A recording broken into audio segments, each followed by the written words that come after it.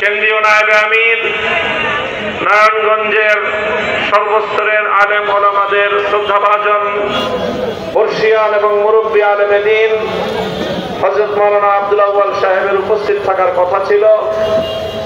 ইনশাআল্লাহ ৩ তারিখের মহাসমাবেশে হেফাজতে ইসলাম বাংলাদেশের নারায়ণগঞ্জ থেকে সকল মতভেদের ঊর্ধ্বে উঠে সকলের সম্মিলিত এক মহা মিছিল নারায়ণগঞ্জ থেকে সোহরাওয়ার্দী উদ্যানের উদ্দেশ্যে যাত্রা করবে ইনশাআল্লাহ। আমাদের সাংগঠনিক কিছু মতপার্থক্য রয়েছে, ইনশাআল্লাহ ৩ তারিখে আমরা সেই মতপার্থক্যের ঊর্ধ্বে উঠে সকলে সম্মিলিতভাবে প্রস্তুতি নিয়ে ৩ তারিখের মহাসমাবেশকে বাস্তবায়ন করব। হেফাজতে ইসলামের কেন্দ্রের পক্ষ থেকে নারায়ণগঞ্জের সকল নেতা কর্মীদের প্রতি আমার সেই বিশেষ অনুরোধ থাকছে। সংগ্রামী সাথী ও বন্ধুগণ, যেই ইস্যুকে সামনে রেখে আজকে হেফাজতে ইসলাম বাংলাদেশ মাঠে নামতে বাধ্য হয়েছে, দীর্ঘ বক্তব্য দেওয়ার সময় আমাদের নেই। আমরা শুধু এতটুকু কথা বলতে চাই যে বাংলাদেশে স্বাধীনতা পরবর্তী এই সময়ে ব্যাপক সংস্কারের একটি পরিবেশ তৈরি হয়েছে। বিগত 53 পরিবেশে সংবিধানে অনেক সংশোধনী এসেছে, কিন্তু কখনো সংবিধান সংস্কার করার আওয়াজ ওঠেনি। রাষ্ট্রকে সংস্কার করার ব্যাপক কোনো উদ্যোগ ইতিপূর্বে গ্রহণ করা হয়নি।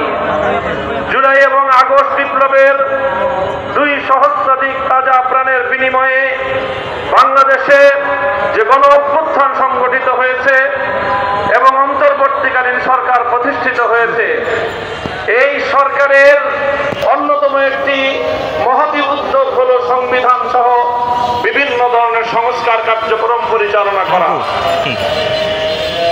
শুরু থেকেই সাধুবাদ জানিয়েছি।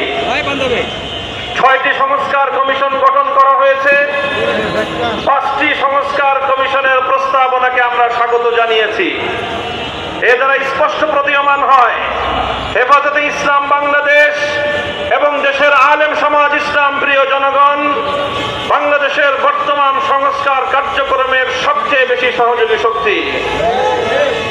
কিন্তু দুঃখ এবং ভারাক্রান্ত হৃদয় নিয়ে বলতে হয়, বিগত 19শে এপ্রিল নারী বিষয়ক সংস্কার কমিশন যেই প্রস্তাবনা উপস্থাপন করেছে, এটা দেখে আমরা স্বাগত জানাবো তো দূরের কথা, বাংলাদেশের আলেম সমাজ এবং ইসলাম প্রিয় জনতা আমরা স্তম্ভিত হয়ে পড়েছি।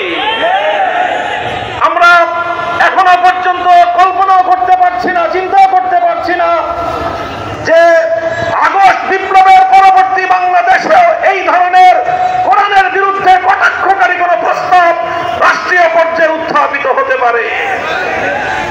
এখানে যেই প্রস্তাবনা করা হয়েছে আমরা বিস্তারিত আমাদের বক্তব্যগুলোর মাধ্যমে লিখিতভাবে জাতির সামনে উপস্থাপন করেছি।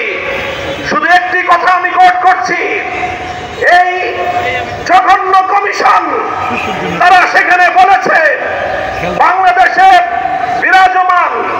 বিদ্যমান ধর্মীয় উত্তরাধিকার আইন এবং পারিবারিক আইন এটাই নারীর প্রতি বৈষম্যের কারণ।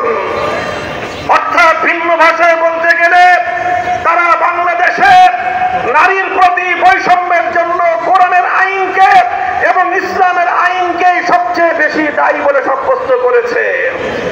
হে ধর্মপ্রাণ মুসলমান, আল্লাহতে বিশ্বাসী, আল্লাহর কোরআনে বিশ্বাসী মুসলমানদের কাছে আমি জিজ্ঞাসা করতে চাই, আল্লাহর কোরআন আল্লাহর জমিন থেকে সকল বৈষম্য দূর করে ইনসাফ ভিত্তিক সমাজ গড়বার জন্য নাজিল হয়েছে, কথা বিশ্বাস করো কিনা? যদি তোমরা এটা বিশ্বাস করে থাকো, তোমাদের ধর্মীয় বিশ্বাসের প্রতি চরম বৃদ্ধাঙ্গুলি প্রদর্শন করে যেই ধৃষ্টতা প্রদর্শন করা হয়েছে, এটা আমরা বরদাস্ত করতে প্রস্তুত নই।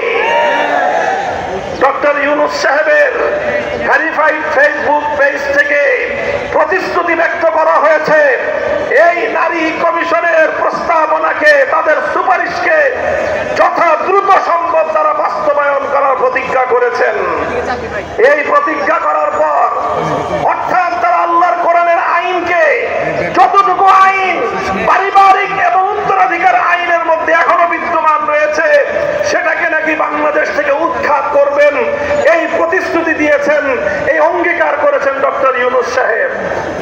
এরপরে ইউনূস সাহেবের বিরুদ্ধে কড়া কথা বললে অনেকের নাকি কষ্ট লাগে। আমরা ডক্টর ইউনূস সাহেবকে অনেক সম্মান দিয়েছি। আমাদের পরিষ্কার কথা, আল্লাহর কোরআনের বিরুদ্ধে যদি অবস্থান নেন, তার সঙ্গে শেখ হাসিনার চেয়ে ভিন্ন কোন আচরণ আমরা করব না। আমরা পরিষ্কার আলটিমেটাম ঘোষণা করেছি, আগামী 3 তারিখের পূর্বে বিতর্কিত নারী কমিশনের প্রস্তাবনা প্রত্যাখ্যান করে, প্রত্যাহার করে এই কমিশন যদি বাতিল না করা হয়, পরবর্তী উদ্যান থেকে পরবর্তী কর্মসূচি ঘোষণা করতে বাধ্য হবে হেফাজতে ইসলাম।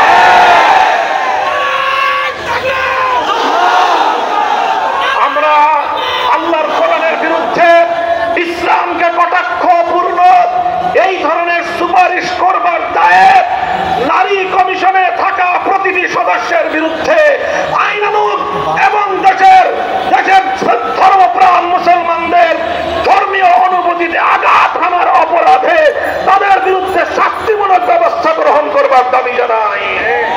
আগামী 3 তারিখের মহাসমাবেশ জনসমুদ্রে পরিণত হবে তো ইনশাআল্লাহ। নারায়ণগঞ্জ থেকে ঐতিহাসিক যাত্রা সোহরাওয়ার্দী উদ্যানের দিকে যাবে তো ইনশাআল্লাহ। আলেম সমাজের ঐক্যবদ্ধ নেতৃত্বে সেই যাত্রা যাবে। প্রতীক্ষায় থাকলাম, বাংলাদেশ হবে ইসলামের বাংলাদেশ, আল কোরআনের বাংলাদেশ। কোরআন বিরোধী কোন অপশক্তি বাংলাদেশে ঠাঁই হবে না ইনশাআল্লাহ। নাসরুল মিনাল্লাহ।